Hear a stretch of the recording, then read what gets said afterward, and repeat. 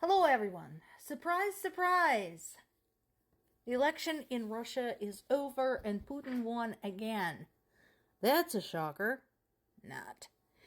And now he is talking about setting up what he calls a buffer zone inside Ukraine.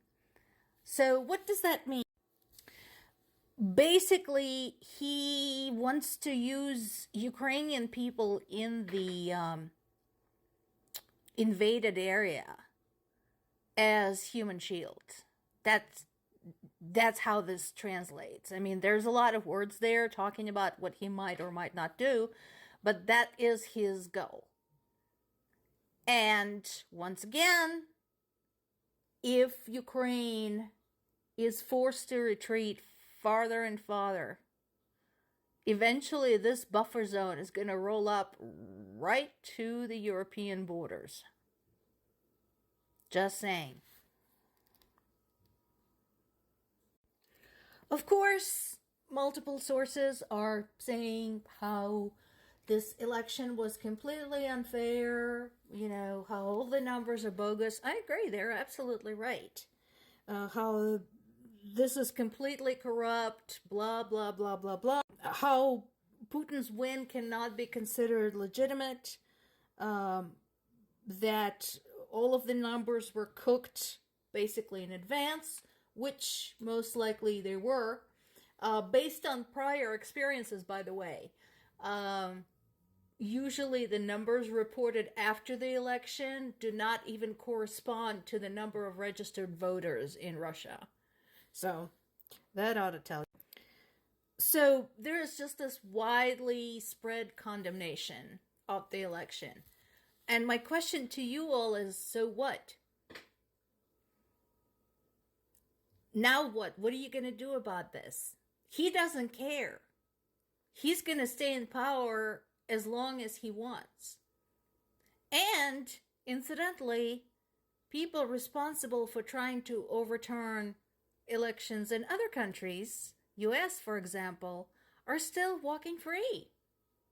So, until that type of thing carries a tangible penalty, it's not going to change. As long as somebody who attempted to interfere with peaceful transfer of power, for example, again in the US, is walking free after years of investigation, as long as a tyrant can basically make himself a monarch and stay in power for decades, holding these ridiculous elections for God knows what reason and wasting everybody's time, nothing is going to change. And of course, Putin decided not to waste any time and went back to threatening anybody who opposes him with World War III, even though several weeks ago he said that any claims that say that he's planning to attack any other countries are ridiculous. When he was asked, about the conflict, he basically said anything is possible. And again, considering the amount of lies coming out of Russia, it is really impossible to tell at this point.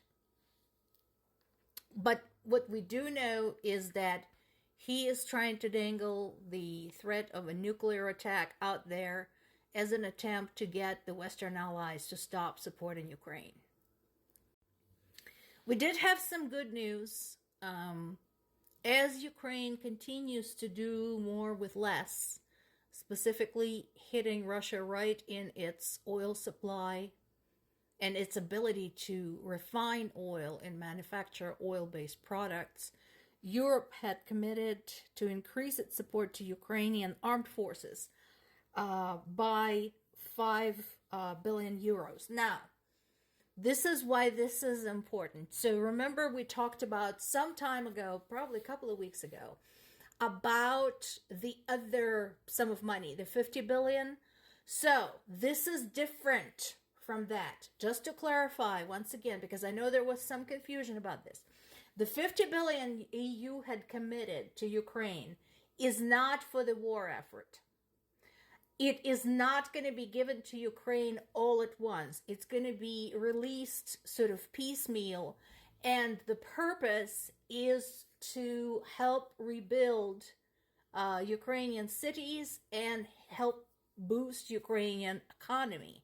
Now, some of that money might go to Ukrainian military industrial sector, but definitely not all of it, because we know Ukraine has a lot to deal with just in terms of reconstruction.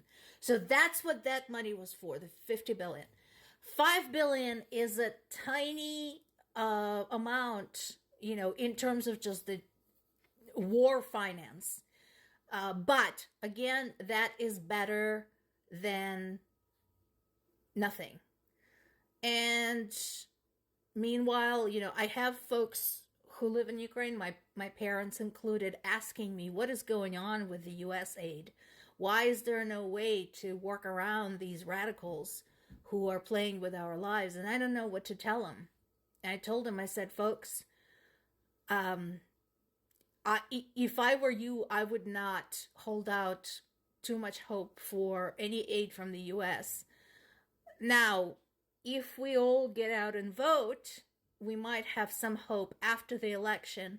And let's just hope there is some Ukraine left at that point, because a lot can change in this many months.